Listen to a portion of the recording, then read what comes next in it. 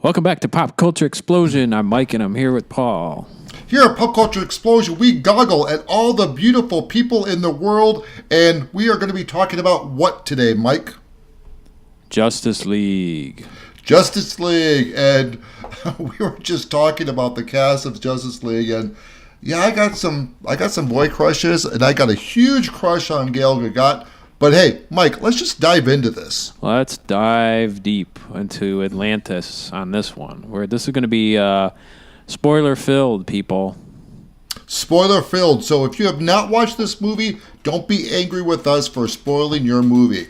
So, Mike, let's talk about the fun factor with Justice League. I think Justice League, the fun factor is high. We had a great time watching this movie, a lot of laughs.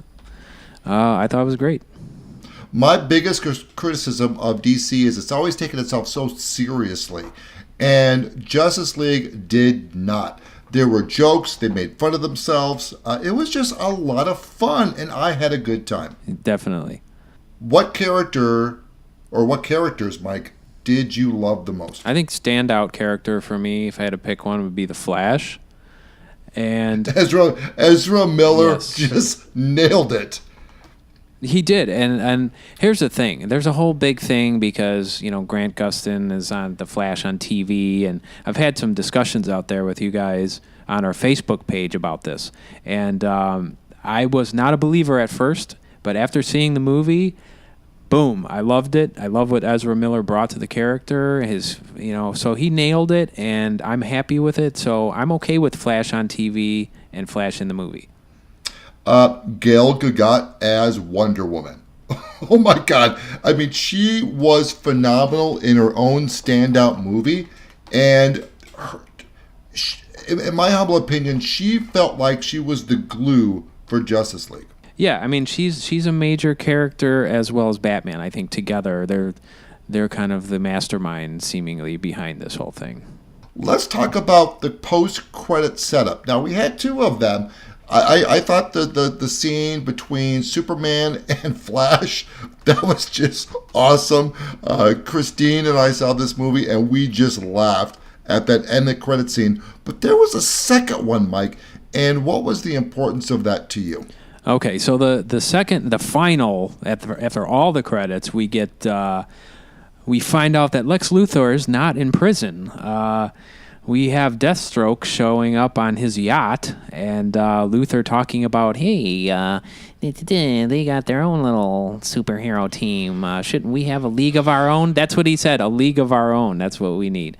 And I thought, as goofy as he is and that character and all that, I was like, we were both like, the wife and I were like, yeah, this is cool. I want to see more. I want to see, what are they going to do with the villains, Mike, what was your two enjoyable moments? And then I'll share my two. Two enjoyable moments. Oh, man.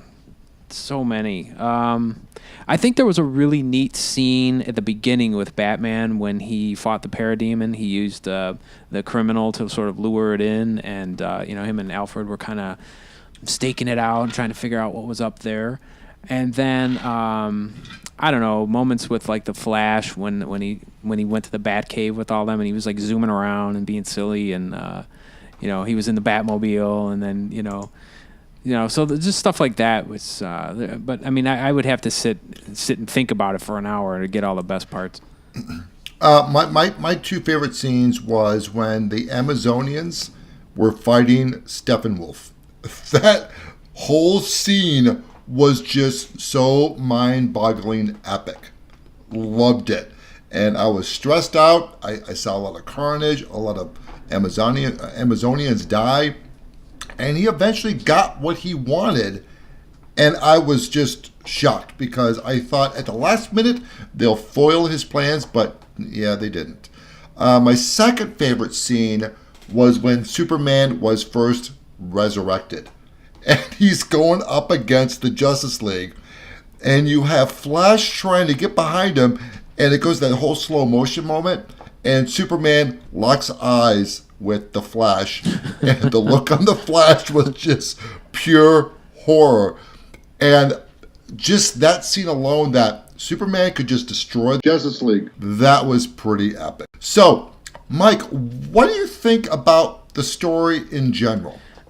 What story? It is a popcorn movie. It was a fun. Hey, this is great. I'm seeing my favorite superheroes on the screen, but the story was weak. I mean, standard superhero plot stuff. I don't think I think you mentioned it was 2-dimensional.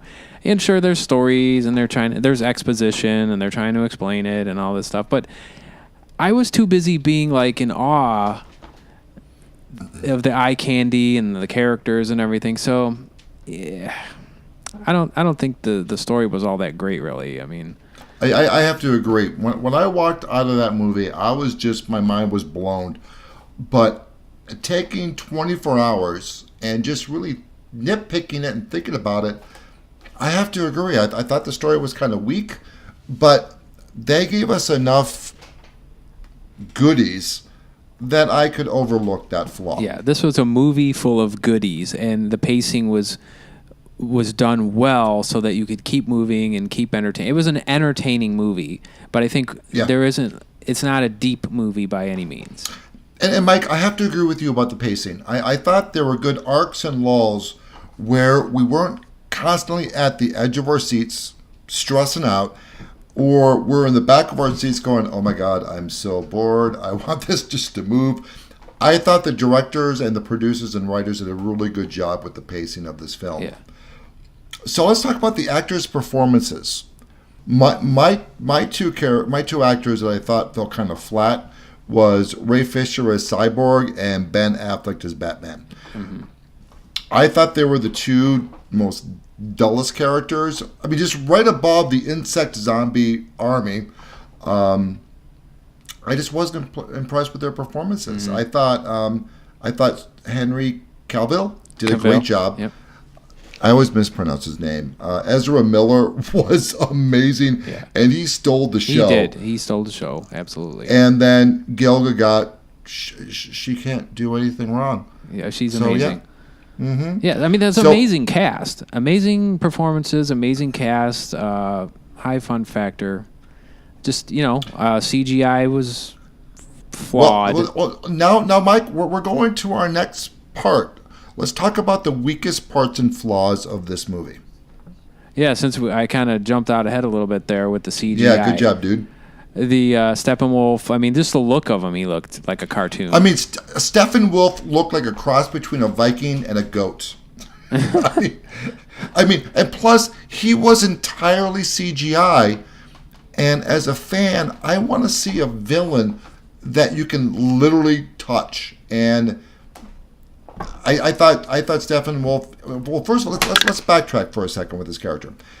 He is an obscure villain for DC.